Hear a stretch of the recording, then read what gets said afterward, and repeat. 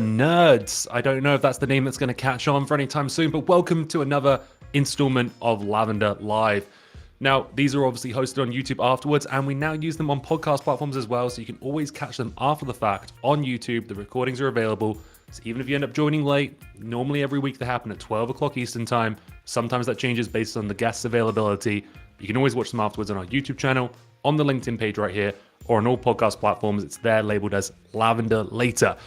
Let's not waste any time though, because I know nothing about the topic we're covering today. We're going to be talking about spam, filters, email deliverability. And to help me break down this topic deeper than it's ever been broken down before, I've got the legendary Jesse. You may know him from his classic catchphrase, "The gurus won't like this one."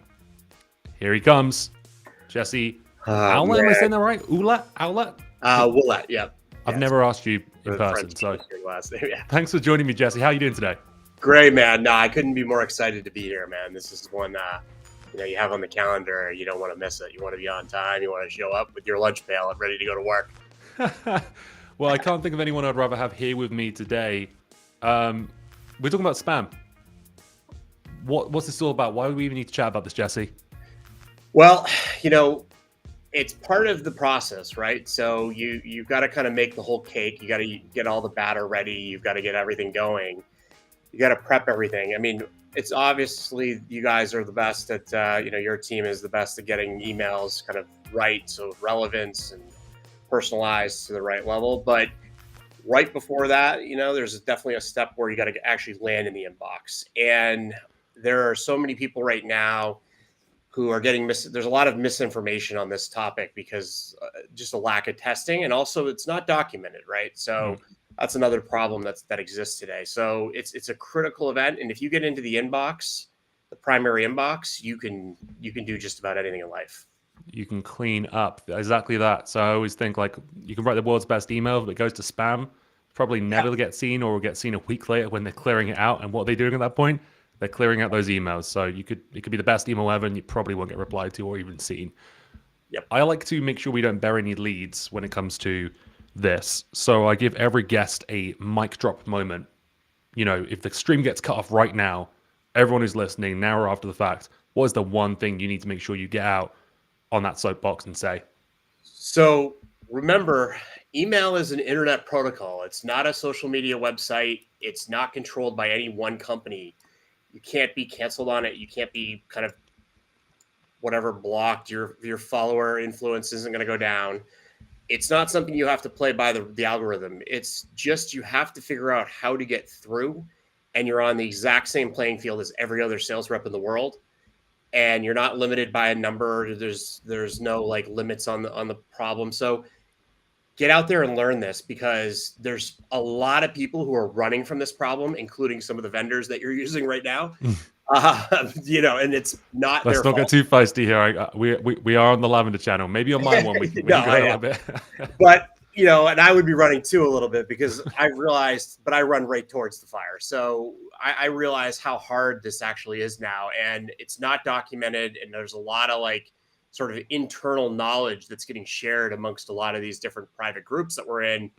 And we're all testing it every single day and sharing the information back. And if you can learn how to do this, just remember, you could really build any business. It's definitely the core thing. And I also even made an even more bold comment.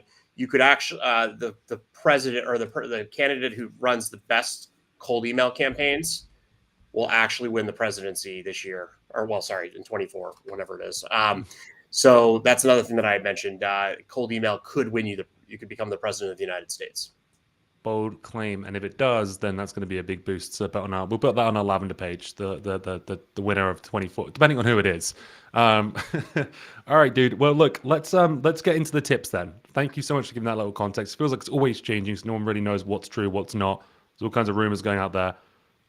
We've got a little exercise, by the way, everyone. Today we're going to be able to test everyone on this live who wants to get involved. We're going to be able to test your deliverability. Check out your domain. We're going to be doing that a little bit later. But first of all, I want to focus on the individual users, let's say just the first bit here, what they can do to control this, and then look at the wider picture when it comes to domains, tech, that kind of thing that, let's be honest, most SDRs probably don't know much about. Yeah, so what it is let's just break down what decides the deliverability. So first of all, the only person, so there's no way to figure out if you're on like a list that's going to get you blocked. There are two companies that really control all the email flow, and it's Microsoft and Google, right? Those are the two companies. And the only person who really knows if you're actually landing is the person you're emailing, because that company has their own sort of knobs and tuning. And the way that I would think about this is like it's a credit score. So what that means is if you have this credit score, you can pass through, right? And if you don't have this credit score, you can't pass through. And what that basically means for you is you got to figure out how to get that kind of credit score, and you want to be over that so you're not worried about it. And depending on who you're emailing, it really matters, because one of the problems with email is it's still the number one attack surface for hackers. So you're actually dealing with another group of people that are trying to sort of fish or capture like your company's, most widely, whatever their secret sauce is, right?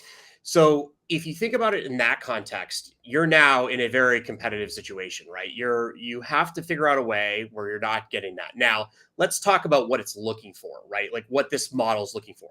So if you think about what comes out of your company's domain name, there's a lot of different types of emails that are coming out. There's going to be corporate emails, which is like you're just regular people in your company sending to like vendors, whatever. There's going to be your marketing team is going to send emails. Now, marketing is sending to opt-ins, right? Unless there's a real problem that they should not be sending to people that aren't opted in. And that's violating their actual contract with their vendor, because they have a different email service to send marketing emails. And then there's another email for your engineering team that sends for like your product, right? Like forgot password, transactional emails. Where the real problem is these funky little emails where we're sending them from a team that's sending them, that creates friction. They're called sales emails, right? Or sequencers, right? Sequenced emails. And the problem with those emails is if you think about how a machine learning predictive model would look at this, these emails could get on the scale of 100x more complaints. What I mean by that is the person clicked on report as spam. Okay. Than an email that was sent from one of those other departments. And that right there will contribute to where that email is going to land. So that report as spam button, assuming you've got everything else right, is going to be the killer for you. And what's going to happen is, as a salesperson, you've been trained to go after the sale until the sale says, we're done. We're not working with you anymore. And some of the tactics that companies are using, the language, the way that they're talking in these emails really can trigger somebody. And look, the world's getting better at reporting people as spam, and the UIs are getting more geared to doing that. So I'll pause there. Any questions on that? But like, that's the general gist, is you're going to be 100x more complaints. So there's a fair bit there, but it sounds like what you're saying. And any questions in the chat, please.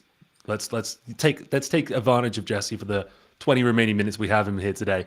It sounds like the main thing that reps can do to impact this and prevent being reported as spam is writing essentially better emails that are less likely to get reported as spam, less triggering for people, that make them angry and make them whack that button. It sounds like that button is like one of the worst things that someone could hit for your email. That is definitely the nuclear button. You nailed it there, right? So this is what a lot of people are talking about right now. It's that button, and knowing what that is. It's the button that says when they click on the email, they click on it. There's the three dots. You click on it, and it says report as spam.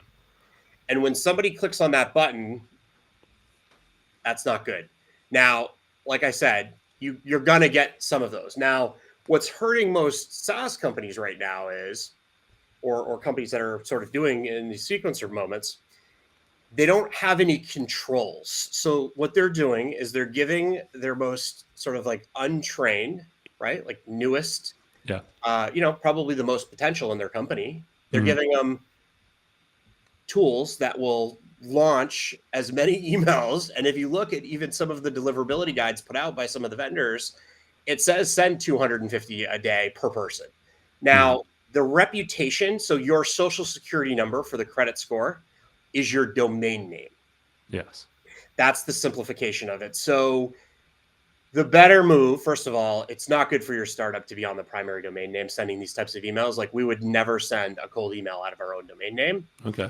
That's just us. But like, because what happens is if you get if somehow you're testing your message, right? It's like you're testing fireworks. It's like, Mm. let me just go load up a bunch of fireworks on my domain name and then see what happens. Yeah. Now, your company's most valuable asset is the domain name, because that's actually how they find your company. And no company would ever give up their domain name. So you just got to really think through that process, and you got to say, okay, these emails, we want to do this. We can't give up.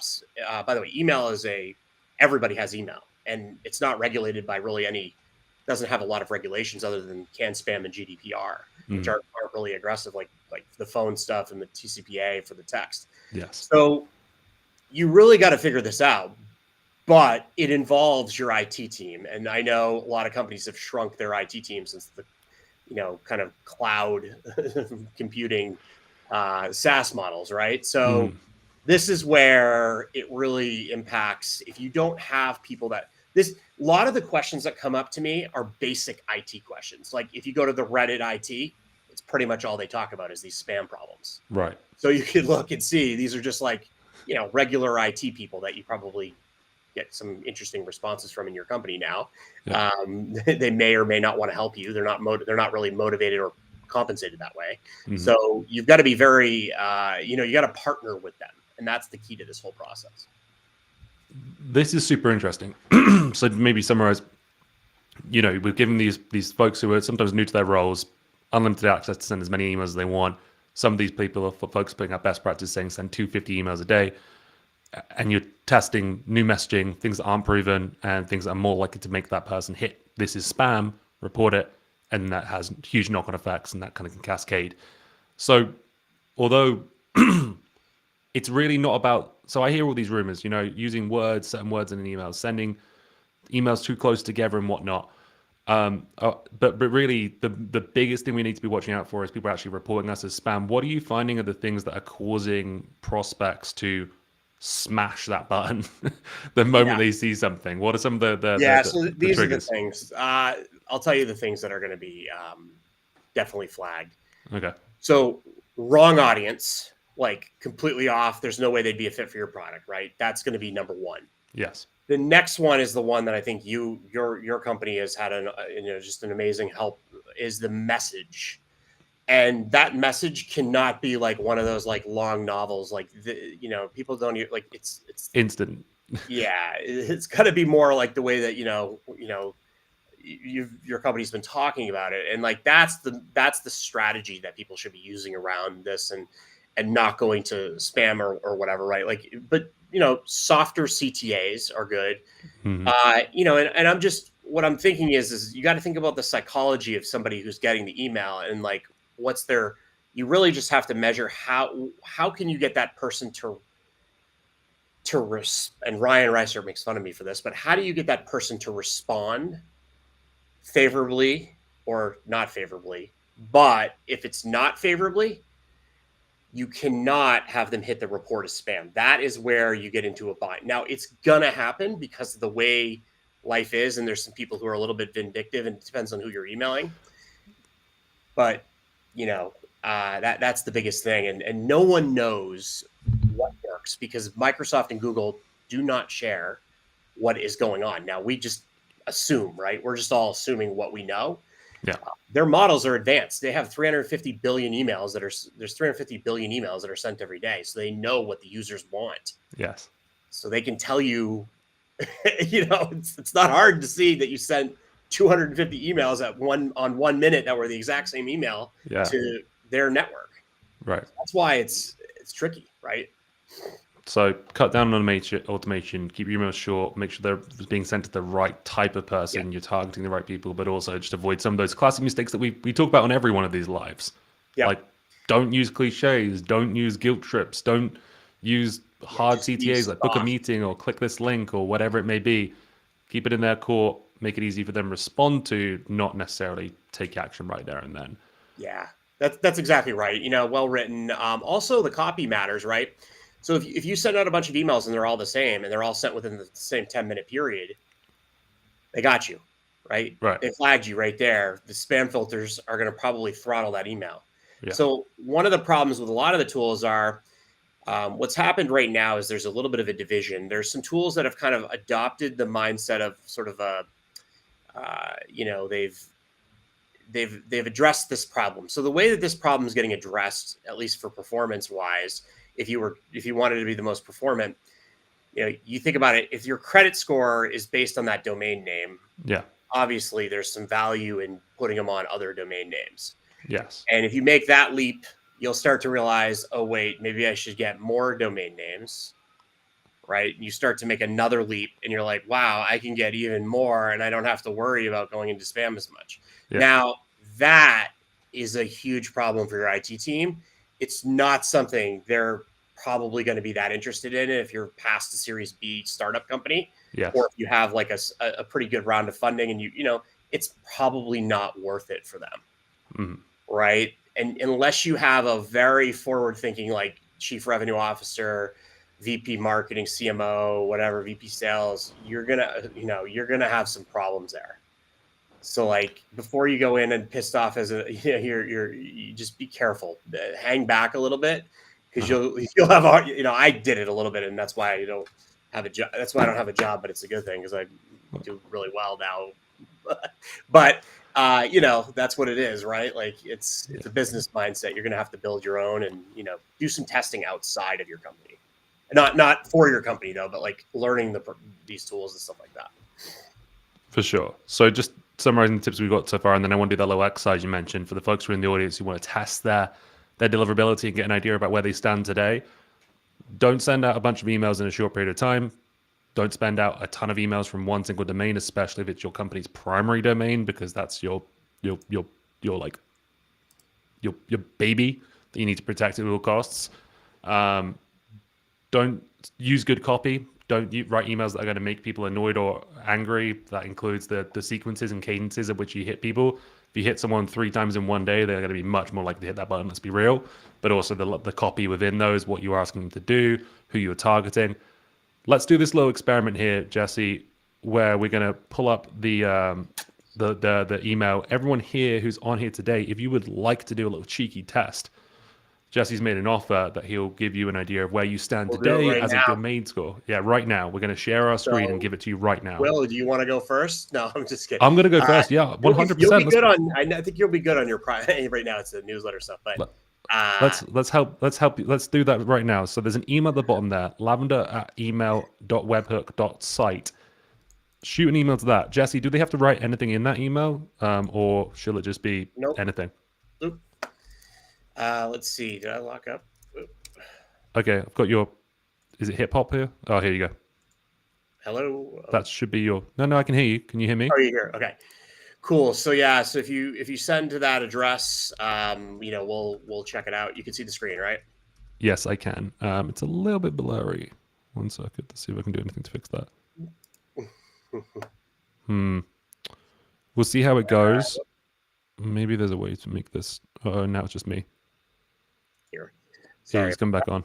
So we're good. So just send it to that email address. If you could send to that email address, you'll get. We'll just watch and see if anybody sends it. But we can keep kind of talking through it. If anybody sends to it's the. I've gone first, so I just sent one. Okay. The lavender. Yep. Here we go. The money where the mouth is. First one right here. So Phil, unfortunately, we failed one of them. So this is the starting point. This is like, I would be careful here. This is like, you have, like, if you were thinking about this as like a health score, this would be like you have a gym membership or you have like something to go do. You have like you have like a block to go run around or something. Mm-hmm. Now, what you don't have, so that what's cool about this is like, if we look at this right here, you could see right away, right? So we failed here. This is just a basic conversation starter for your IT team. So these are the basic settings. This is what Google, Microsoft tell you have to turn on, but almost, a lot of companies, and I found unicorn companies that don't have these on. So you got to kind of, but if we had to look at this, there's just 6 checks that I'm doing. There's these. Could you read those out? Because the screen might come through a little bit blurry in the recording and for the live right now, but I am seeing a little bit more of it. So what are the 6 checks we're looking for? So we're just checking the, can you see it a little bit better now? Yes, it is a little bit better, yeah. Okay. So the 3 main ones are these 3. Now, this is only scoring these 3. There's way more to this, but let's just start at the basics. If one of these is wrong, your IT team will say, yeah, you're right. We got to fix that. Okay.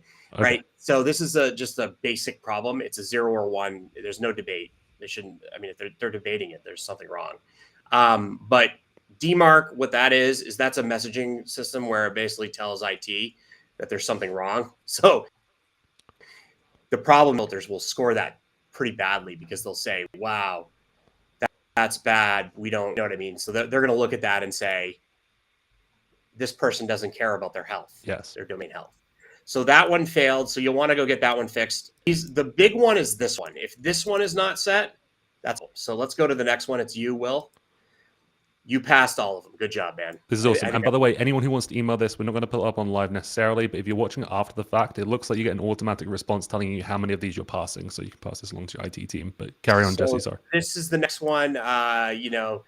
Dorian, they passed there. Now, like I said, do not think this is it. Also, you got to think about stuff in the timing there. But yeah. So that one passed. There we go. And then this one's passed. Let's go to so this is Amber. Yep, Amber. Thank you. Yep, passed there. So the next one we have is passed. I mean, we won't get into the content or any other thing. We're just doing a basic check here. Yeah. Right. So this one passed over here. This would be Kate. Good job. Kate Irwin, go on. Yeah. Represent. Okay. Now we got. Unfortunately, you'll want to talk to your IT team about this one. So this is a fail. So this and is that's another the record. DKIM. What does that mean? This is the SPF one. Okay.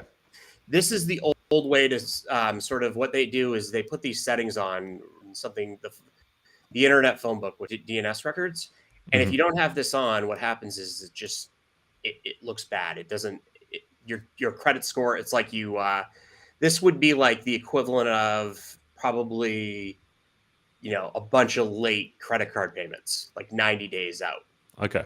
Right? Not a default. A default would be like a court judgment against you. That'd be DKIM, right? So that's kind of, but you don't have that. But SPF is bad. That will land you in spam. It kind of depends on who you're emailing. If you're emailing sort of upmarket companies, financial services, you're more scrutiny. That won't pass. You're going to want to get that fixed. Tell your IT team we don't have SPF record on. The next one, okay. So Nick, you'll definitely one fixed just because DKIM is the most important one. This is the authentication. This one, it basically prevents companies from like spoofing who you're, sending out. So this is something your IT team will fix this one quickly. So it's not like a major security risk, but it will land you in. This one will land you in spam more than anything. Okay. You have to have DKIM on. Like it probably goes. That one's number 1, SPF is 2, and DMARC's 3. So that one, there's probably been. You see what I mean? These are like easy to not have this on, right? You're probably like, wow, why is this like? Yeah. There's a step that your IT team just did not do.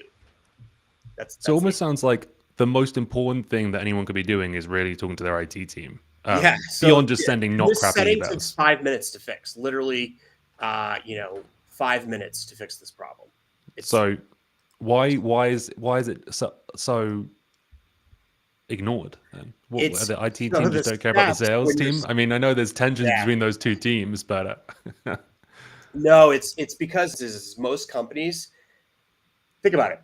They're not so the people that need deliverability to work are the salespeople, and the only people who really need it are the cold sales emails, the ones that are going direct to new buyers that you've never emailed. That's the person who's dealing with this problem the most.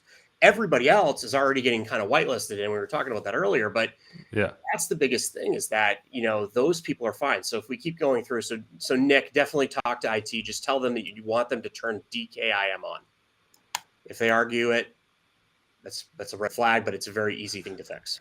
Okay. This one definitely so you want to fix this one fast. Just read that because it's a little bit blurry. Which one's broken on that one? Adam, you want to go look at this one. This is all of them are actually broke. You haven't. So there's 3 steps, and you have to do it. It takes 10 minutes to do it, but it's on your DNS records.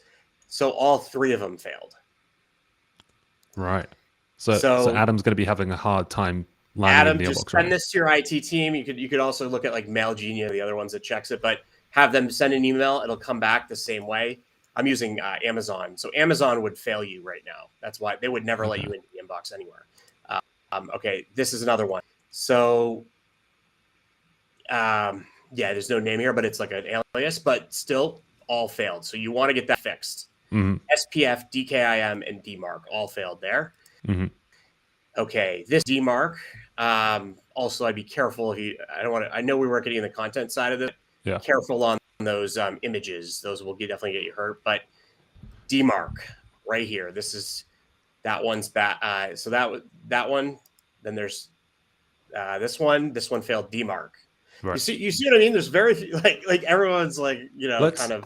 You said something that was super interesting. So one, everyone watching this now or after the fact, I'm assuming this email is going to stay up, Jesse. So if someone emails this from a week from now, they've done the YouTube recording, they can look at that number, that link at the bottom of the screen, still send an email to that and check these things for themselves to find out if they're passing or failing, and then send that to their IT team. Is that right? Yeah, I had it working a couple of weeks ago where it was automatically emailing back instructions on what to tell your IT team. Okay. Unfortunately, I didn't want to take the chance today because it could have broke, but DMARC failed on this one. So Mark, definitely get that fixed. Jay Bailey. So there's two that you got to fix. And what happens usually is you're so excited to register your company domain name and get your Google or Microsoft email address that you forget to do this last part. And sometimes they make you wait 48 hours. That's the other problem. And the UI is not that intuitive, but it's something your IT team should have already fixed. Or if you don't have an IT team, you should definitely call somebody who could help you with this. But basic settings, like none of this will be debated. It's a 0 or 1 problem. It's not the health problem that we were talking about. It's just, can you even start the discussion of cold email? You can't unless you have all three of these on. So all three of those, that's step one. Figure out those things are on. Get your IT team to fix those. Even if you can't send that email to that address, go ask your IT team if those things are on, just to list those off for you, just to make sure we got those clear. The SPF, the DKIM, and the DMARC. Those are the three that you need to make sure are on. Talk to your IT team about those. You just mentioned something, and we got 3 minutes left, so I want to make sure we touch on this. You said we're not getting into the content of the email, but assume those things are on. You said an image set something off there. What are some things we need to make sure? Let's do a quick fire on the last 2 minutes here. What can we make sure that we're not including in the email? Because I know links and images and attachments can do bad things as well, I've heard. Yeah, so there's a lot of information out there no one really knows, but I'll tell you what they're looking for. They're looking for, the reason that images are dangerous is because they can put a whole message in an image and they can hack somebody. Right. So it's like a phishing thing. And what happens is people put images on public websites that people that phish use. Because whenever you do a video and an email, it's an image. Yeah. So what you have to do images safely, you really don't want to have more than one. And if you're going to have one, you got to make sure that you host it somewhere that's sort of on your domain, that you control the reputation. Okay. Now, if you have a bad reputation, it actually makes it worse. So I would say don't use images because it's just going to hurt you in the long run. Especially not on that first email, at least. It's the way it is. But the other question is links. Links are super dangerous, right? Now, what if you want to send a link, you could send like maybe 1 or 2, but just make sure that it's directly going to the website. There's no click tracking on. If it's like your LinkedIn address, fine. Because LinkedIn is a safe website. You're not going to block that. But if you're on like Google, sometimes the free Google Drive ones, those can hurt you because a lot of people host dangerous content on Google Drive. So you got to be careful. It's all about the hack. This problem is based on the hackers trying to get into your company's getting people to download stuff that's going to rip everything out or buy gift cards for the CEO. Yeah, exactly. So that's that. And then you got to make sure this is done. Then you got to start to focus on the content and making it more relevant to the right people with Lavender and other people. So for sure. Anyways, that kind of wraps that. And, hopefully this was valuable, but I've still got so many questions I want to ask you. So let me just say, if there's someone in the audience or someone who's watching this after the fact, where can they find you? What should they do? What do you offer to help with this? Because I know you do help customers with the deliverability. Yeah. We've taken a little bit of a step back on actually helping them with so we are doing a service where we actually help run the campaigns. The reason why is just because the inbox management now is the hardest part of it. So it's not the sequencer that's the hard part, right? It's actually keeping those inboxes healthy. And you got to put on some limits and you got to put on send spacing and some other things to do it. I'm talking to get like high performance out of it where you can really kind of set it and forget it. Yeah. But they can come to me on LinkedIn. Obviously, I'm reading all the DMs there, and you can do that. Or Jesse Owlette, and that's spelled Ouellette, Mhm. O-U-E. A lot of people forget the E. Double L-E, double T-E. All Yep. right. There's two doubles, by the way. Setting up this event, I was very nervous about getting his name wrong, so very important. Yeah, don't worry about that. Yeah, yeah, that's it. You could do that. I've also got a lot of content on there where I've shared a lot of information, and but everything is based on my testing. And the way that I test it is I'm testing it on both ends. Yes. So you got to test it on both ends if you're going to do this. You can't just you have to test it on the end that's receiving it too. You have to have access to the other side of and that's the thing. You don't have access to your prospect's inbox. Yeah. You don't know. And I've done a lot of testing on all of these business domains and servers, and I've tested what makes it through, and that's how I know. So if things change, I'm watching it, and it's changing every day. Sure. Do you know what? We've actually got a lot of questions here. Have you got Yeah, 5 minutes, Jesse? I don't want to. I I don't have want to time. Yeah, yeah. overstay No, my I welcome. know you're a busy guy So too. look, yeah, I know. I've got something free here, but I actually do want to answer a lot of these questions that are in the chat because Go they're for it. interesting. And heck, your inbox could blow up. But like Rapid you fire. mentioned Let's do it. links. So like, what about Calendly links? What about Vidyards? What are we thinking there? And what about the links in their signature that marketing makes me put in to link to their GT So reviews?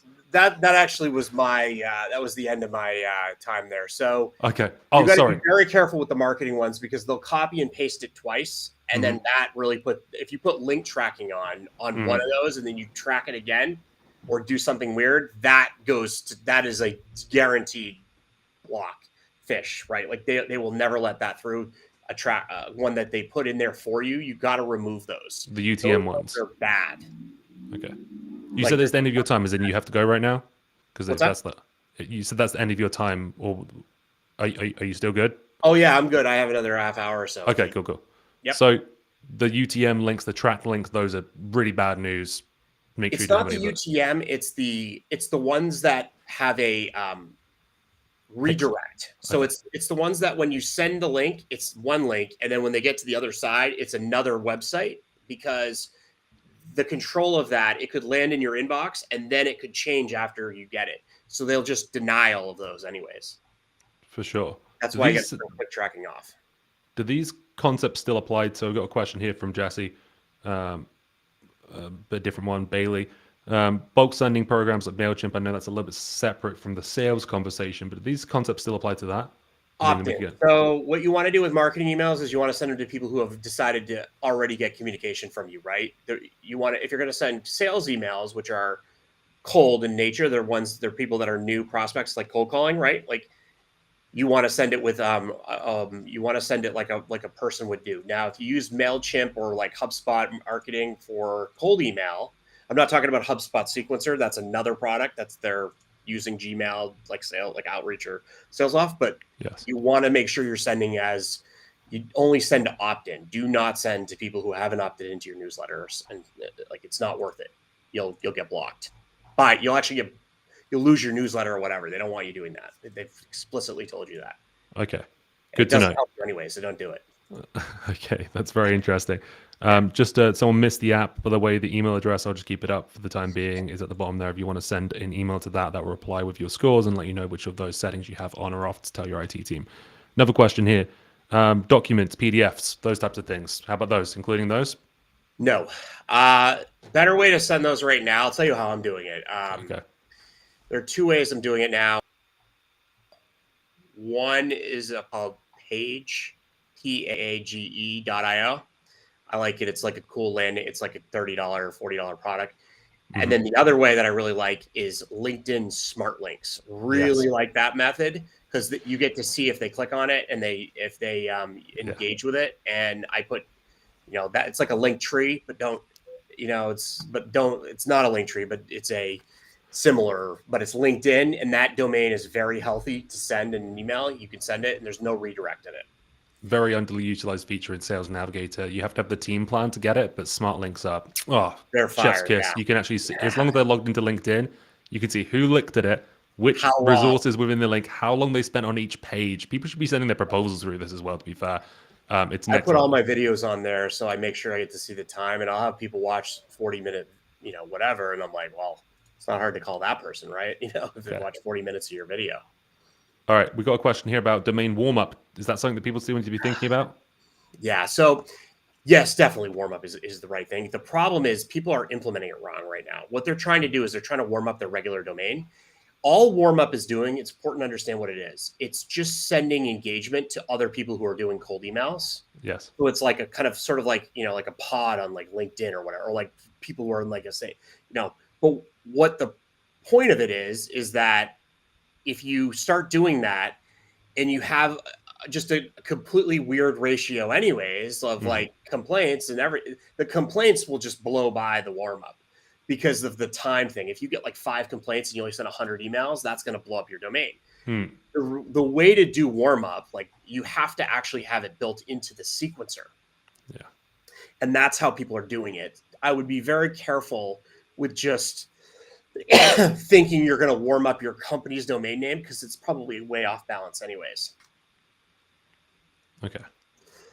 All right. Another question here. 2 last questions. Number 1 is, what is your favorite color, Jesse? Purple. Lavender. You love to hear it. Lavender specific, right? That shade of purple. I got you. All right. And then the last one, just to recap. Email the thing at the bot link at the email there. You can send a blank email or just a dot, whatever it is.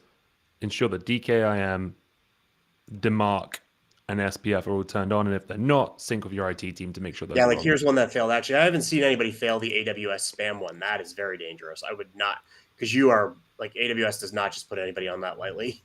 Okay. And then the last tip I'm going to give you. This is the last thing. We'll wrap up on this. All right, I've already asked more than I can, so this is so good. Thanks, Jesse. Unsubscribe links. I always get into debates about this. The best answer for that one is do not put an unsubscribe link. Okay, isn't that breaking the law if you don't give them a clear way to opt out? The law says you have to give them a way to opt out. What you want to generate there is a response. And you have to go follow through with the process if you're going to do this, because the response helps you get deliverability. Now, I don't want to get into the I'm not a lawyer, so I don't want to get it, but I have lawyers that I've gone through this in detail with. Okay. You can do it as long as you say, PS, if you don't want me to, if this isn't relevant and you want me to not reach out to you anymore, try to not use the word stop. But if you don't, I'm trying to think of the word to use, but that I put in mind, but like, you want to generate that response. If they respond, even if it's a negative response, it helps you get to the next person because of the email delivery. And that is one of the ones. Now, if you're going to get into a fight or lose your job over it, I mean, all right, fine. But the unsubscribe links really hurt you in the long run because you don't generate nearly enough responses if they just keep unsubscribing. And plus, unsubscribe links are also risky for the person to click on. They're told not to click on links. So if you want to follow the law and get the best delivery, the law just says, go read it, can spam. It says you just have to give them a way to opt out and are not receive messages from you. And if the only problem is the tracking of that. That's where everybody's nervous. But if you have something in place to track if they want out of the email, maybe include it in your signature, but PS. Yeah, if this is the last email you'd like to receive from me, my company, just reply and let me know. That helps you a ton. This is a mic drop to finish on. So get rid of your unsubscribe links. Put in your signature, reply if you'd like me to stop sending you emails forever. Yep. Because remember, the unsubscribe link, all that's going to happen is they're going to go unsubscribe and they're not going to reply, and then you won't be able to send as many emails. Every reply helps you. And you get whitelisted for the rest of the company, so you can email their colleague and probably get through as well. Oh, he's playing 3D chess over here, folks. Or if Gated emails you back, thank you, Gated. That is the gift that keeps giving. I use that all the time. Anytime you get that Gated email, you just keep emailing, because that also whitelists you too, because it's essentially fighting spam with spam, So it's like replies are amazing for you, basically. Works. As long as they don't report you. I love Gated. All right, Jesse, you've shared so much here today. Everyone go follow Jesse right now. You're a legend. Thank you so much for joining. Thanks for sharing all this knowledge. You're a legend. Appreciate it.